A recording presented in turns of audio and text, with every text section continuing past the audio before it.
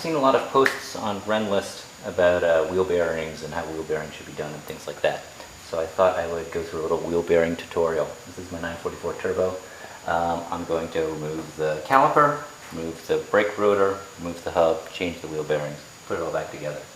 In preparation, I've put a little piece of string up here. We're going to use it to tie the caliper up so that it doesn't stress the brake lines when it hangs. So the first step, I'm going to open up the caliper and remove the brake pads.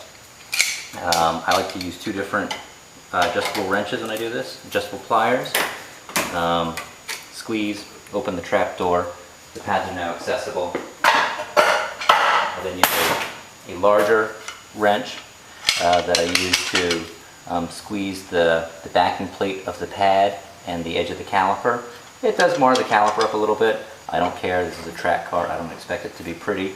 If you have just painted your calipers or something, you might want to put a little block of wood or do something a little bit more gentle than that. But I just squeeze one side, squeeze the other side.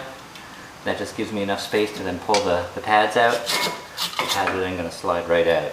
I have enough thickness for my next track event, so I'm just going to set these aside and they'll go back in when I'm ready. Next, I'm going to undo the caliper mounting bolts, one here, one here. I like to do that with my 10mm Allen wrench on the breaker bar, just to loosen them up. So I try to keep them pretty tight.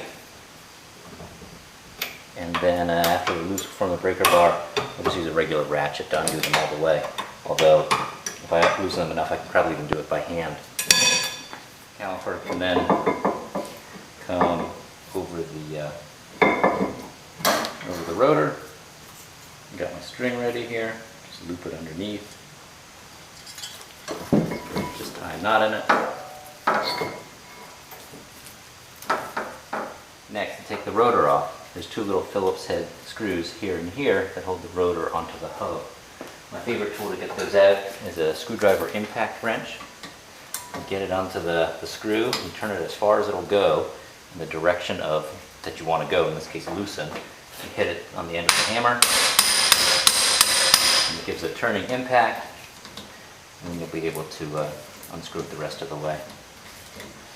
These, of course, are in a very high heat environment, so they tend to rust and corrode a little bit into the rotor. There. This rotor will get reused, so I'm just going to set it aside for now. Check everything. This car's ABS. Check my ABS sensors. Oh, you may have noticed I have my brake shield. There's normally a metal shield that goes back here, a splash guard. I have that removed. Other than that, it's relatively standard. Next, we're going to pull this dust cap off. I need to get a pry bar or screwdriver that I'm going to use a hammer and tap that off. There's a few methods to get this dust cap off. One is to take those large adjustable pliers again and grab the outside and wiggle. Depends on how tight or loose your cap is, if that's going to work. I usually find I have to use a screwdriver or a punch and a hammer and kind of tap it to start to move. Of course, a punch is the safer thing to hammer with. Kind of in an outward direction. Hammer a little bit, rotate, hammer a little more, rotate, hammer a little more, rotate, hammer a little more, rotate, hammer, rotate. And that cap is slowly working its way off. So in just a minute it'll pop off to be able to catch it or use the pliers. I don't really want it to hit the ground. It might get dirty. Inside of that is, of course, grease that we want to keep pretty clean for our wheel bearings. So now I can grab it with the pliers and wiggle it out.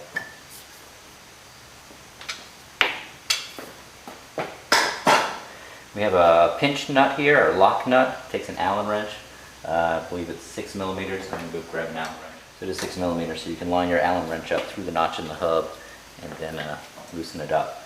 And once it's loose, this nut will just be able to spin.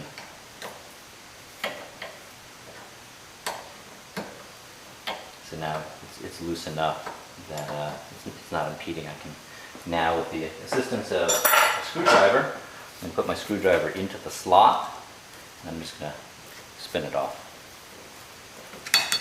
Again, we want to keep this clean. I've set my dust cap off to the side. face up. So I'm going to gently set this nut inside the dust cap. That should keep it pretty clean. And then I'm going to pull off the washer. There's a washer under here.